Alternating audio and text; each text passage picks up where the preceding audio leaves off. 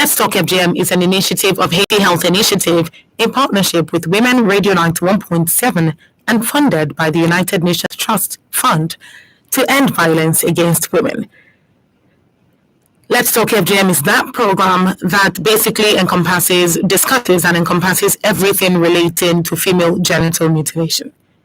The practice of cutting or mutilating parts of the female genitalia is a common practice in our society. People engage in them most of the time for cultural, religious, and many other unjustifiable reasons.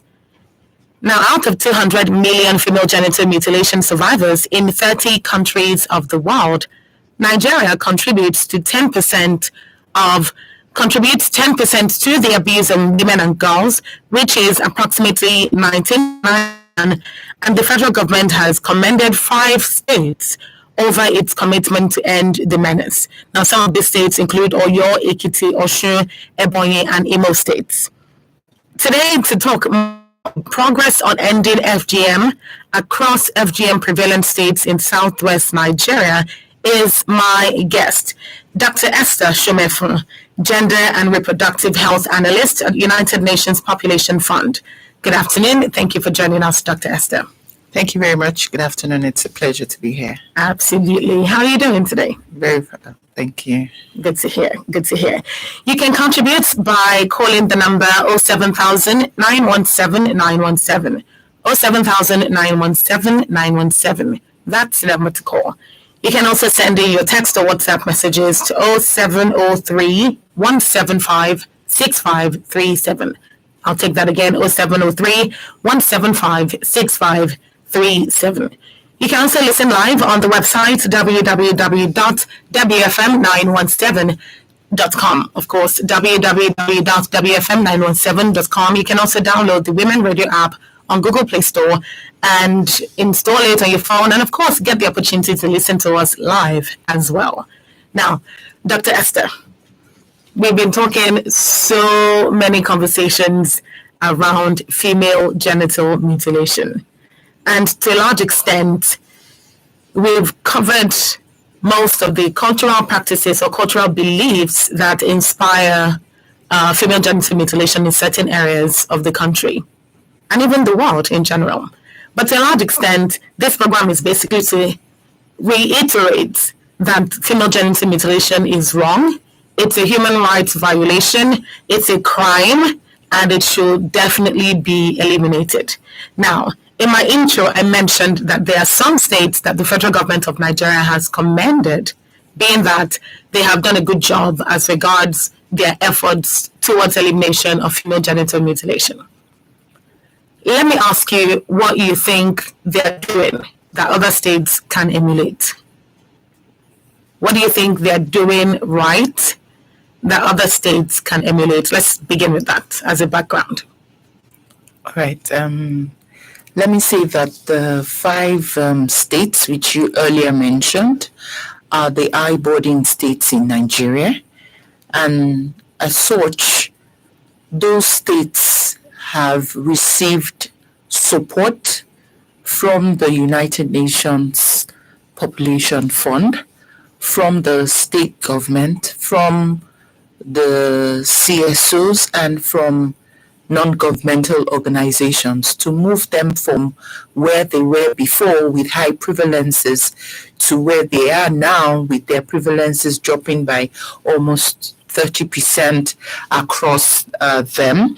For example, with Osun State has dropped from 78% to over 45%, Ebonyi from 74 to 53, Ekiti 72 to 57%, Imo from 68 to 61%, Oyo 66 to 31.7%. I must say that having this drop, a lot went into having this drop. And many of the things that were done, one which I will state several of them that have been done and particularly supported by the United Nations Population Fund, is putting in place policy and legal framework to strengthen the rights of women, particularly working with the states to domesticate the violence against persons prohibition Act that was passed in 2015 in the various states. Part of what was also done is for us to advocate and engage with the traditional leaders and the religious leaders who have great influence at the custodian and they're the gatekeepers, to advocate with them on the fact that FGM does not have any medical benefit. The reason for why FGM is being perpetrated on women does not, and studies have shown, does not stop any of those things that they've purported that FGM would stop, and show them survivors who are going through a lot of both health challenges, psychological challenges, and make them see that this practice is a practice that should be dropped. So apart from advocating with the traditional religious leaders, we've also engaged with men. We know that many of the engaging with the men and boys does go a long way, because in taking this decision about whether a girl is mutilated, it takes either the household head, who is a male, or the older male child in the family to take that decision. So it's engaging with them to promote positive masculinity, and then for them to see the points that women should be respected, and women should not be tortured or subjected to these practices that, in quotes, supposedly prevents them from being promiscuous or staying in line with the tradition. The other things we've also done is to actually engage with girls. So we don't wait until the girls are mothers. We actually engage with them from when they're young in school, knowing what their rights are, what are those practices that are beneficial, what are those them, and for them to be able to stand up for their rights. And equally, we also have put in place trained community members, and including survivors, to actually conduct door-to-door sensitization with community members, conduct dialogues with them, to make them see that FGM is not a practice that should be hung on to, even if you want to do rite of passage for any girl from being an adolescent to an adult, or even from when they're young. So what we also put in place is for communities who come out to say, oh yes, we've seen that this practice is wrong, then we put in place community surveillance teams. Those community surveillance teams actually monitor, track, and follow up to see that the community is truly complying. And we also put in place research. We know that for everything we do, everything has to be evidence-based. So we do a lot in the areas of research to look at what are the facilitators, what are the triggers, what are the things that make communities who are still resistant, and if there are hotspots that do exist, what makes those hotspots exist. And also those are the things that have been put in place by the UN and also with the CSO. And let me also say that media is not left out. The role of creating awareness through radio stations like yours, through the local, engaging with the local radio, the local TV, jingles, to further educate women, further educate men, and ensure that we eliminate FGM in Nigeria. So those are the various interventions that have been done actually to move these states from where they were as high prevalent now to their prevalence is dropping by over 30% to 40%. Thank you. Dr. Esther, I have to say thank you for that very detailed explanation, because to a large extent, my question was, what do you think the states are doing that other states can emulate? And you really broke it down to basically what they have been doing, which in collaboration with the UN has definitely had that significant impact on their prevalence rate when it comes to FGM. Now, there's some things you mentioned, because I was taking notes. So some things you mentioned stood out to me. Research was one of them.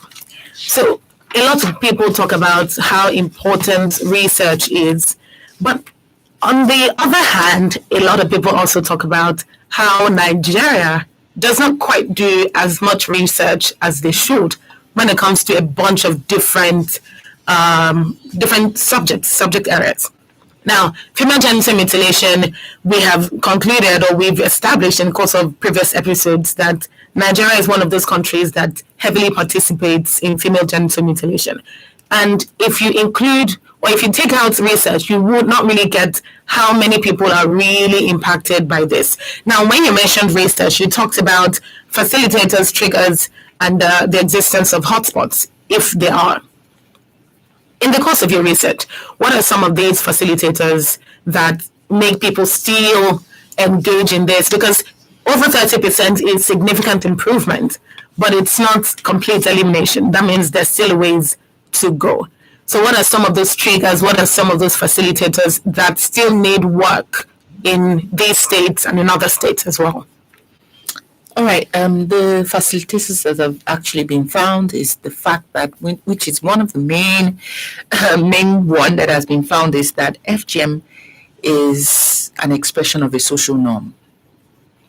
And as such, holding on to that norm that daughters or girls must be mutilated is one of the major facilitators. Two, the fact that you have women or mother-in-laws wanting that their daughters are not stigmatized for not being mutilated is another facilitator. That's an interesting one. Yeah, the third also is that in some communities, when a girl is not mutilated, that also stands as a barrier to her being married off. So you find out that once she's known not to have been mutilated, then that serves as a barrier. And as such, you find out that a mother would say, I'm sorry, this girl needs to be mutilated because I want you to be married. And so that I am not stigmatized that my daughter is not mutilated. Another is you have those who are the custodian of the law, being the traditional rulers, holding on tenaciously that this is a culture and this is a practice that has been passed on from generation to generation, and that there are even a group of people or families that this practice is domiciled in, and as such, those families believe that they are doing a service to the land and to their communities by still holding on to that right that they have as being the circumcisers. So those are the facilitators. And then also the new things that have been found is you now have trans-border FGM. You now have people moving from one community into another community and bringing in their culture and saying that in our culture we mutilate girls. And so they begin to mix with the new environment they're in and begin to practice FGM.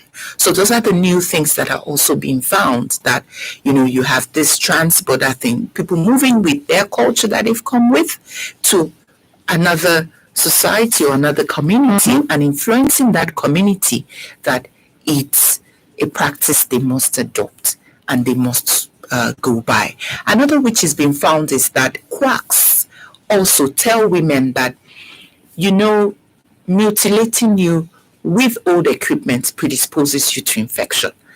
But there are newer ways to doing it that are cleaner and that would not bring about in court those complications that you think can come. So those are the facilitators that have been seen to, in research, that have been seen to be responsible for the prevalence that you still see in those areas.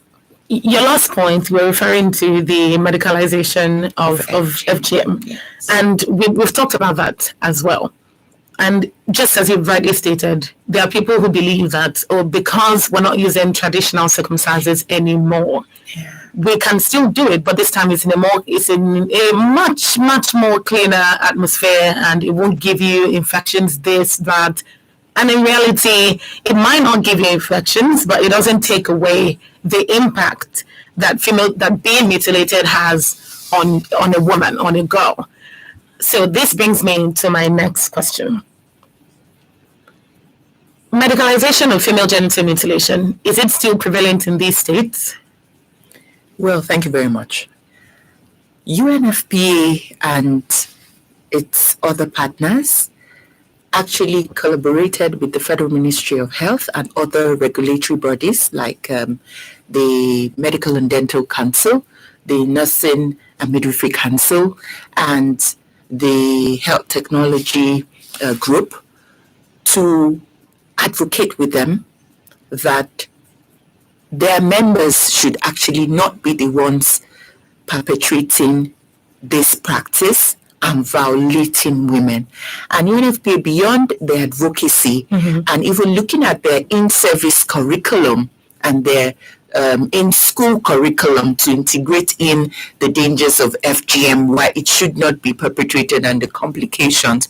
UNFPA also went further to train health workers across this high-burden state. So beyond engaging with at the national level, we've also engaged with the state chapters of the associations, both for the medical and also for the nurses. We've also had engagements with them, advocacy with them, that any member of theirs that is caught in this act, actually their license will be taken off. And they actually signed a pledge to it that their association will stand by holding on to the rights of women, and that any of their practitioners that are found would actually be liable. And we also went further to train all the healthcare workers, all the healthcare workers currently across the high-burden states. We've trained close to about 600 healthcare workers who work across the primary health facilities, the secondary health facilities, and the tertiary health facilities, giving prevention talks.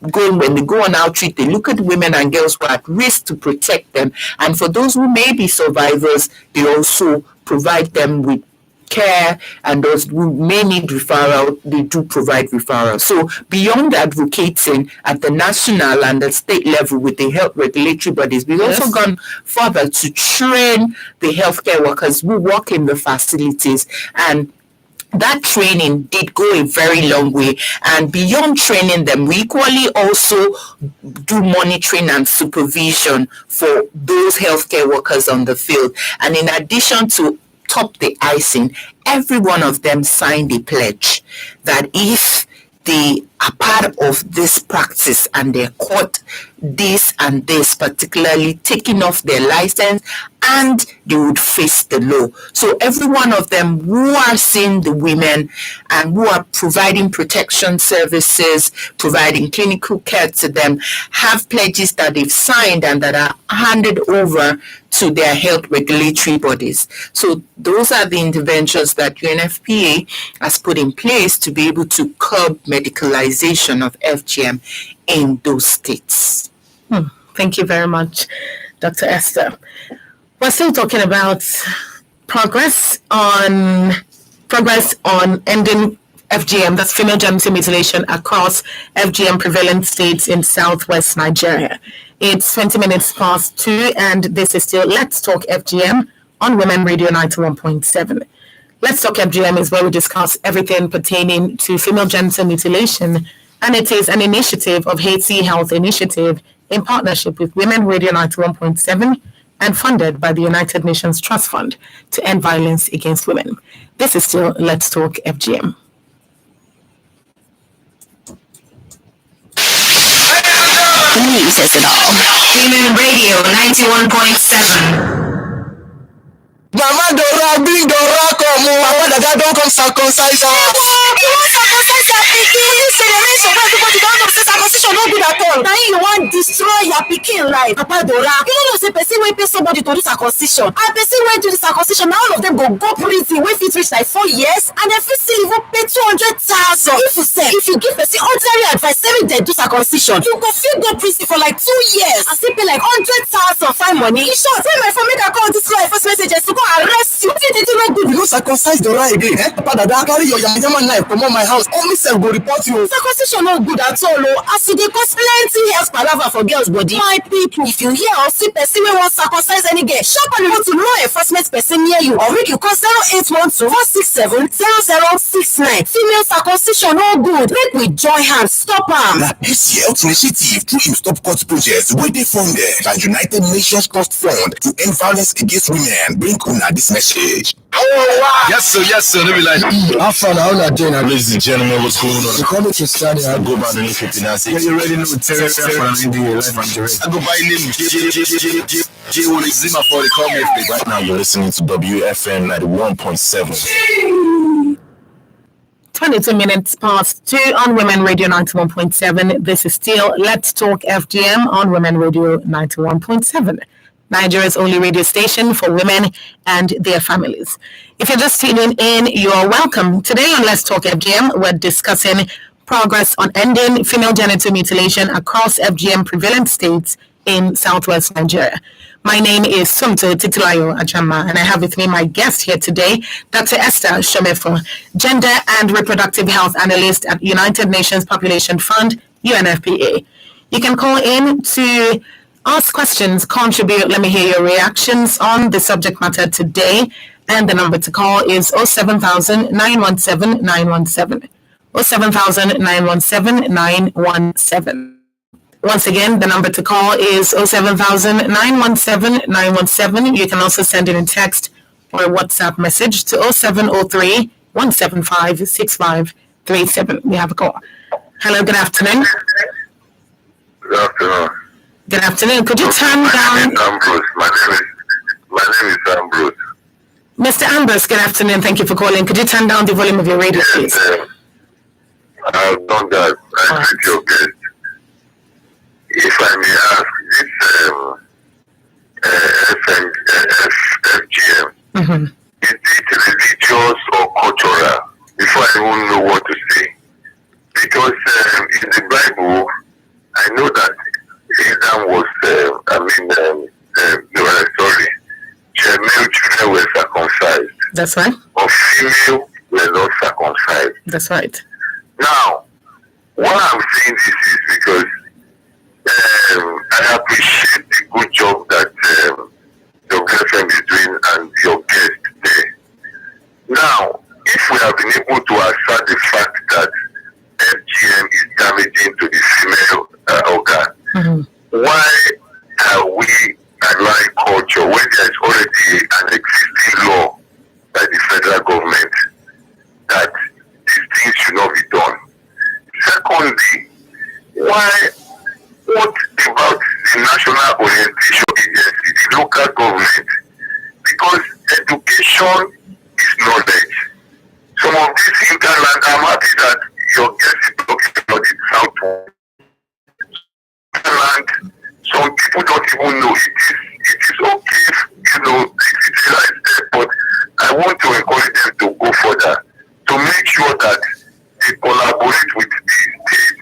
You see, these are things that I expect the government to really, put pressure on, so that they can go to the hinterland where we see use crude method to motivate these girls, young girls. When I was very young in the 70s, I was here when I saw where they did it, and the girl was just 7 years old, and people gathered and they motivated her.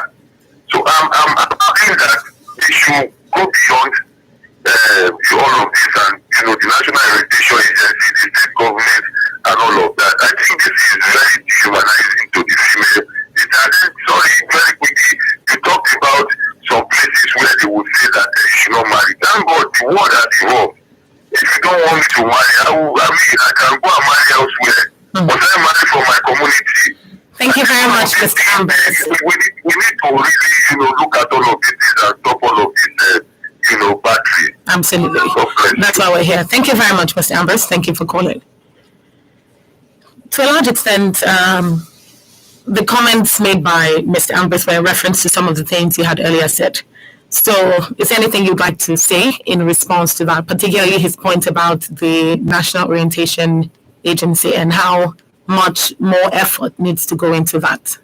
Okay, let me say this, that we are working and we have been working with the state and at the local government level, because in all the states you have the state technical committee that comprises of the ministries of health, NOA, National Orientation Agency, the nursing council, that stakeholders, including at the state and at the local level, do come together and look at ways of profiling solution to reducing FGM in the state. So we carry the states along, and including even the Ministry of Justice, in ensuring the domestication and implementation of this law, because we know that in the VAP law, FGM is criminal. And beyond engaging with those stakeholders, at the local level, I mentioned that we look at community members after engaging with the traditional leaders who then are convinced.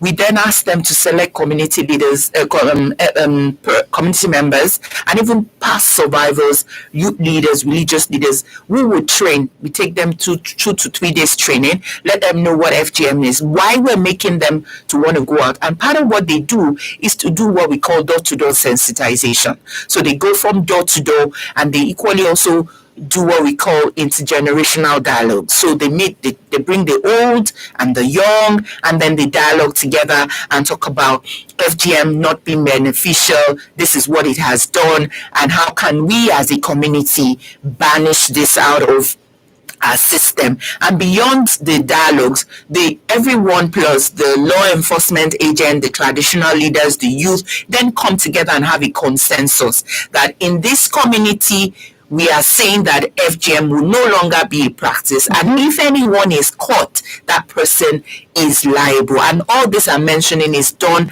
at the grassroots level, and it's by women-led group in those communities. So we identify women who are already working there. Those women, we build their capacity to do all that I've mentioned: advocate, train champions, help the champions go door to door, organize the dialogues, both the international dialogues. They go to schools, engage with market women, riders. So they do all of that at the community level. And when the community feels that, oh, we are ripe, we are sure that everybody is on the same page, then we do what we call a community declaration. And in that community declaration, in the presence of government, they then sign an oath and a pledge, which is filed away with the government, with the Ministry of Women Affairs. And it's signed in front of the police. Okay. Yes, so it's filed away. And as such, if anyone in that community is found, that is a document that stands in that person's face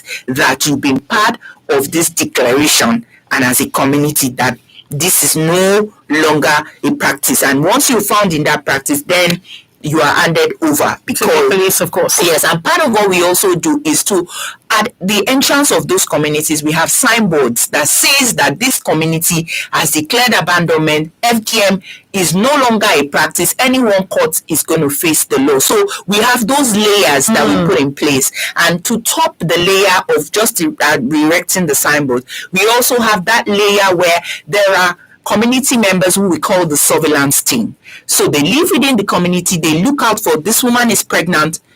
Once she's delivering, they're following her up. The healthcare worker at the facility is also following her up, that she's not mutilated, she's not traveling to another village, or there's no mother-in-law intimidating her. So we have those layers that those community surveillance team monitor, they track, and they ensure compliance. And then I'm happy the speaker said it has no cultural, no spiritual, no religious benefit. There's nowhere in the Quran as well as in the Bible where it's been said that until you mutilate your daughter before she's pure. So it's continuous engagement, and like I said, has helped us reduce the prevalence. Yes. Continuous engagement with the gatekeepers as well as with the religious leaders has helped us to drop this. And let me say to the speaker, you have so much passion about ensuring FGM is eliminated. I want to give him a charge and a call to action that he goes to his community, his local community, to engage with them. And if that practice is still on, he should stand as a voice for women and to engage with his local councillors, religious leaders, community leaders, that there's a law which makes this criminal, and that he will not stand there to allow them continue to mutilate the girls. I appreciate the last part particularly, and I'll tell you why. Because a lot of people speak against this, but they don't do anything about it. Yeah. So their voices are really loud, but their voices when it comes to action is non-existent. So thank you for that. And that goes out to you as well, not just to Mr. Ambrose, it goes out to you as well, who believes in the elimination of female genital mutilation. So don't just talk about it, don't just pay lip service, do something about it, and let your community know that you stand against female genital mutilation. All right, so we're still talking about the progress so far in FGM prevalent states, and there's another part that I want us to address. You can still call in. The number to call is 07000 917 917. 07000 917 917. You can also send in a text or a WhatsApp message to 0703 175 6537. Dr. Esther, we have another call. Thank you. Good afternoon. Yes, my name is Ambrose. Where I come from, it has been eliminated even more than 30 years ago. More than 40. All my younger ones, they are 40 and above now. Talk less of now. You don't find out where I come from. What is that? It's been eliminated. Nothing like that. So I just want to confirm to you that where I come from, there is nothing like that. Understood. Thank you. And of course, that should extend to other states that still do this practice. Now, let's talk about these laws. You mentioned earlier that you, in the work that you're doing as part of efforts to end female genital mutilation, there has been this collaborative effort between the medical field, the state government as well. In the process of all of this, particularly when you mentioned that the agreement with the medical board and all the people who are in the medical field that were involved in this training was that your licenses or their licenses would be revoked and they would be made to face the law. And then he also said, okay, in some of the states as well, it's clear that it's a criminal act and of course liable to punishment by law. These laws that exist, particularly in reference to the Violence Against Persons Prohibition Act, these laws that exist, how active would you say that they are in this state, since we're using these states as a reference? You can give me an umbrella response after, but specifically I want to know how it applies to these states specifically. Okay, thank you very much. The Violence Against Persons Prohibition Act, like I earlier mentioned, in the 5 eye-bording states, they've actually been domesticated, and the VAP actually, the state domesticated VAPs criminalizes female genital mutilation. So, and that is serving as a deterrent to the practice and is empowering the states to put in place mechanisms to further promote the rights of girls and women. But let me also say that we're making progress with the implementation of the provisions in the VAP law. We're making progress. And because believe what, let me say, I'm sure you'll agree with me on that. Yes, I do. But let me say this, that we have equally also had engagements with the judiciary in those states and also with the law enforcement. The engagements we've had with the judiciary is for us to understand the law, understand the provisions in the law, and understand the role of the judiciary in ensuring that the law is implemented, and in ensuring that when the law is implemented and the judiciary stands up by educating when someone perpetrates this act, it goes a very long way. And we've had those engagements with the judiciary across board. Though I would say that we're not there yet, we need more sensitization to ensure that it's implemented, and also with the law enforcement in those states. We actually have also had engagements and even trainings with the law enforcement agents, taking them through their state-specific VAP laws, understanding the provisions in the law, understanding their roles, understanding the punishments and the punishments that come with the offenses, including that of FGM. We've done that, and we are getting there because we've recorded in some of the states arrests of perpetrators. So we are getting there. For us to have come from the point of arrest to the point of those of conviction, we were not there before. But now, in terms of those who have been convicted because of FGM, that is ongoing and we're making progress. and we're making good progress. That is good news. Yes, that is good progress, because we're having the judiciary, implement what is in the law, particularly in relation with FGM, and the law enforcement putting in their bit to arrest the perpetrators, irrespective of who they are and their status. And let me also say that the First Lady is also in the States also play a very great role in not only advocating, but to ensuring that perpetrators are brought to book. I was actually going to ask about that, because we've been talking about women-led organizations and all these women in all these different states that are very active, because you said you identify these women, build capacity in them so that they can have the means and resources that it takes to go the long way when it comes to really advocating, and not just by words now, but making sure that all the way down to door-to-door sensitization, as you mentioned, is actually being done. So, of course, I was going to ask about the role of the First Ladies, and I'm glad that you mentioned that that's an important aspect for you as well. Another thing you did mention earlier is in-school curriculum. We've talked about how important it is for female genital mutilation, or the elimination of, let me put it this way. We talked about how important the advocacy against female genital mutilation is, particularly, and why it should be brought down even to primary schools, secondary schools, so that these young ones can know that, okay, this is what happens, and this is what should not happen. So it happens, but it shouldn't be. And this is what to do. This is how to know about it, so that as they grow, they know better. So what does the in-school curriculum contain, and how impactful has it been? Okay, let me say this, that the curriculum that I earlier mentioned is that of those who are nurses, doctors, which I mentioned, that has in it a portion that talks about FGM, that talks about why FGM is a harmful practice, the complications of FGM, and if you as a health worker come across any survivor who has FGM, what you should do to manage their complications. How can you protect girls that are at risk? So that is in the curriculum for those who are in the medically inclined area. But that does not say that the family life health education that we have, and also some of our new subjects that we have in schools currently now, look at issues around gender equality, look at issues around harmful practices,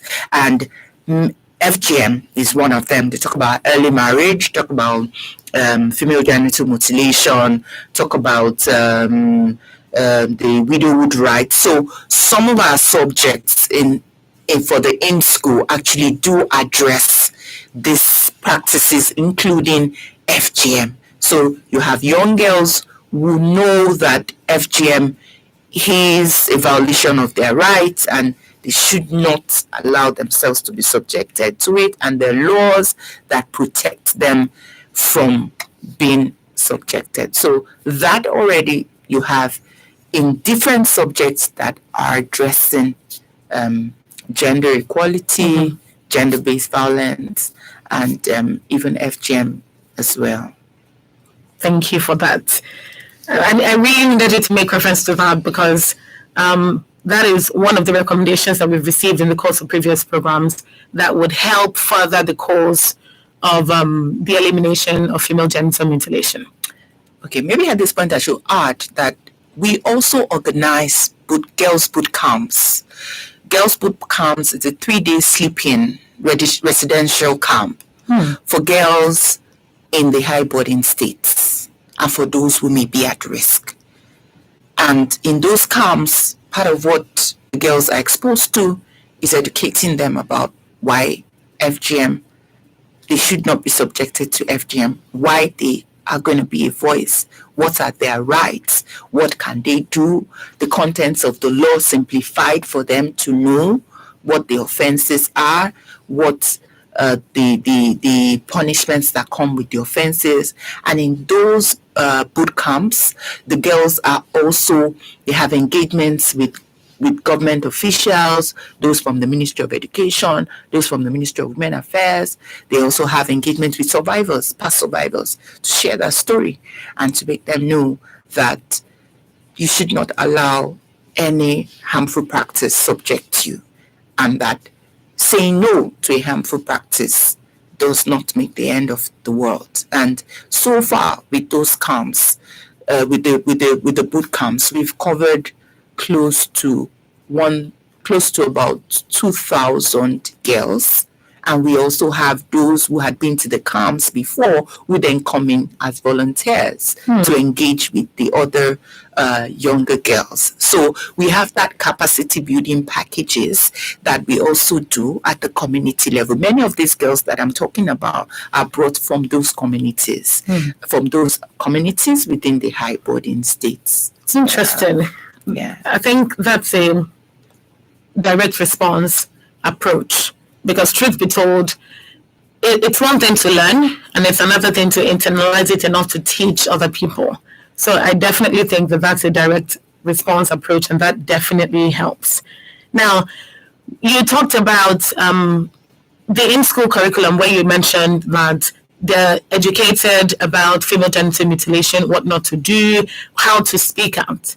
Now, in reference to speaking out, what's the best way to do that, or what has been the best way so far that has worked, and that you would recommend for other states to take an initiative from? Speaking out and just getting the information to the right authorities on this subject of female genital mutilation. All right, in terms of speaking out, particularly from the perspective of the young girl, yes.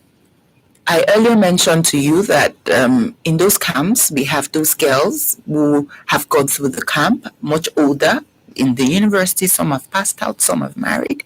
And then those girls actually serve as mentors to the younger ones, who provide support to them when they have to engage on school assembly, because most times when those girls leave the camps, that's not the end of the boot camp. So their teachers actually come with them. So their teachers too have sessions. So those teachers and also the past attendees of the camp also serve as mentors to them and support system. So part of what they're to do, or they take away from the camp, is that on the assembly, that teacher who has come with them is also going to speak with the principal who gave approval for the girls to come, to allow them have talks on the assemblies. So they have slated days when they're allowed to come to the assembly to give talks. And also for the internationally recognized days, particularly the Zero Tolerance Day for FGM, the International Day for the Girl Child, the International Day for Women, you have those girls also coming up to talk on assembly as well. And to cap it up, we actually have school clubs. So there are schoolgirl clubs where those girls and their mentors meet together. They talk to them, tell them what you should say when you're advocating, what are the key facts, what are the benefits of you speaking up, what are the benefits of you not speaking up. So we have a holistic program that brings a girl who comes from those communities who may be scared, afraid, to a phase where she sees the life experience of somebody who has gone through FGM. And she sees those who are ready to provide support to her, and her capacity is built, particularly the advocacy skills, the communication skills.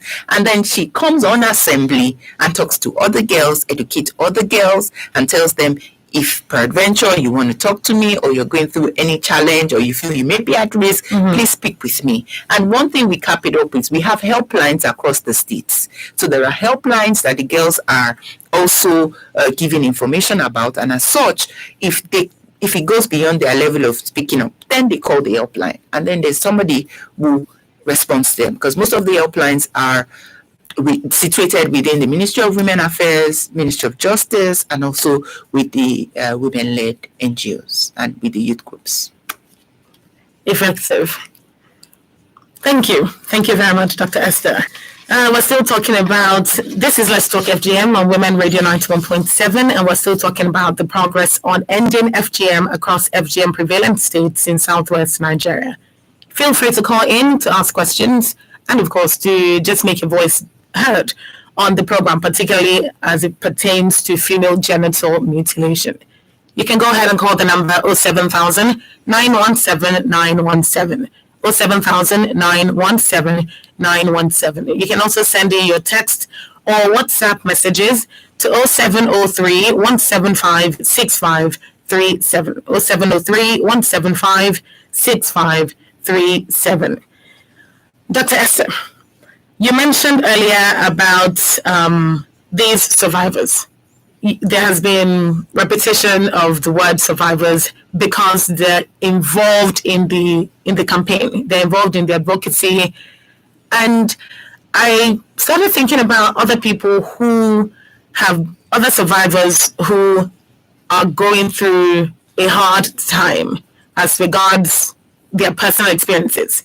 And they find it hard to talk about it, and there's no safe space for them, basically. Is there any arrangement or program focused on creating that system, that safe space for survivors to talk about their experiences and, of course, just go through any form of rehabilitation if needed for them within the states? Thank you very much. I earlier mentioned that we trained healthcare workers, and those healthcare workers, part of what they do is to give prevention message is at the different service delivery points within the primary healthcare facilities, the secondary healthcare facility, and the tertiary health facility. And beyond those health talks when they're given, hands is also extended to women who may have experienced this practice in the past. And so beyond those health talks, the women come forward, the health workers who have been trained provide counseling, psychosocial counseling for them. For those women, they're equally examined to know the extent of the mutilation.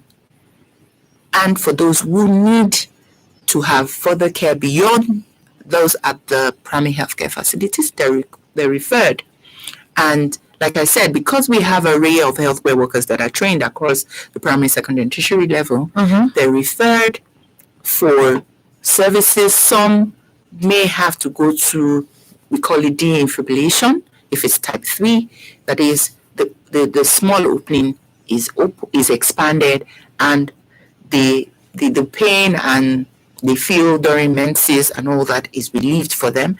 And then for those who may be going through post-traumatic stress disorder, like I said, because the healthcare workers have been trained as psychosocial counselors as well, they go through psychosocial sessions. So those facilities that have trained healthcare workers are in quote their safe spaces, and also we have hotlines, and behind those hotlines they're manned by trained personnel. So those hotlines are also a space, virtual space they can call and also allay and express their pain, and they are adequately referred if it's beyond what the hotline can handle. And equally, we also have the sexual assault referral centers. The sexual assault referral centers are one-stop centers, and most of the states have them, and UNFPA has supported many of the states to set up sexual assault referral centers. And those sexual assault referral centers too are also safe spaces that they can go to. And some of this states also have what we call the youth-friendly health services, if it's a young girl who's experienced it. Because they have trained personnel who are in the youth-friendly services, they could also go in there as well, as it serves as a safe space for them too. And even within the school, like I said, there are school clubs who have teachers that are trained, who have mentors who go in there. So you have an array of safe space, from the health facility to the sexual assault referral center to the hotlines to the school clubs and even to the community, the female-led CBOs. We particularly work with the female-led CBOs because we know that they understand the plight. So those female-led CBOs too serve as also a safe space for survivors. So there are an array of safe spaces that survivors can access and express their feelings, get care, get services that they need. Absolutely. These hotlines, are they the same? Is it the same hotline across these states? It's a special number, and those special numbers, each state has its own special number that is being used, and the female-led CBOs and NOA publicizes those numbers within the states. Yeah. Okay. Finally, Dr. Esther, you talked earlier about engaging men in this advocacy. You would agree with me that no matter how many times women talk about the impact of female genital mutilation on them, it's very important that we get the buy-in of the men as well, because just as you rightly stated earlier, a lot of the time the decision for the child or for the young girl to be mutilated is largely taken by the head of the household, which of course is the man or the older male child in the family, as you said. So how impactful has the engagement with men been? And do you see that progressing going forward? Yes, the engagement with men, because for us, engaging with men has changed and brought about a paradigm shift in our programming, because the men and the boys, we engage with boys and the men. It has brought in a new shift, because now the men see that truly my wife complains about these health challenges. Oh, it's related to this practice. My wife talks about this. It's related to this practice, and it's a consequence. And for the young boys, they're made to understand that you do not express masculinity by abusing someone or subjecting someone or taking their rights from them through a practice. And they're made to see and made to engage with survivors. Engaging with those survivors bring real life to what we speak to. Absolutely, I agree with that. Has actually helped to make a lot of progress, such that we have coalition of men. We also have men within the champions that go and do door to door. You also have men who serve as part of the surveillance team. So they look out for this woman is pregnant, they monitor her, they engage with their husband, they make sure that the girl is not mutilated. And also engaging with the traditional rulers who are men has done a lot for us, because they now stand as the ambassadors who say that I would not allow anyone to be mutilated, any girl in my community to be mutilated, and they also work along with the champions and the coalition, the male coalition, to push forward the cause of eliminating FGM in their community. So working with men, like I said, has brought about a paradigm shift in many of the communities that we work in and across the states. Thank you very much, Dr. Esther. This has been a largely enlightening conversation, and I want to thank you for taking the time to join us today. Thank you. All right. Thank you again for tuning in. Of course, I hope you have been able to learn more than one thing or two in the course of today's conversation. And of course, thank you again to Dr. Esther Shomefo. Thank you for calling in. And this is where we call it a wrap on Let's Talk FGM today. Wednesdays, 2 p.m. is the time. So make sure to tune in to Women Radio 91.7 as we talk female genital mutilation and condemn the practice. Let us join hands together to stop female genital mutilation today. To report cases of female genital mutilation, call 0812 467 0069 0812 467 0069. You can get more information on stopcart.hac.org. stopcart.hac.org. A big thank you as well to the producer Adenike Quadri. Whatever you do, continue to talk about the harmful effects of female genital mutilation, because believe me, there is no benefit whatsoever. Thank you very much once again. My name is Somto Titilayo Ajama. Good afternoon.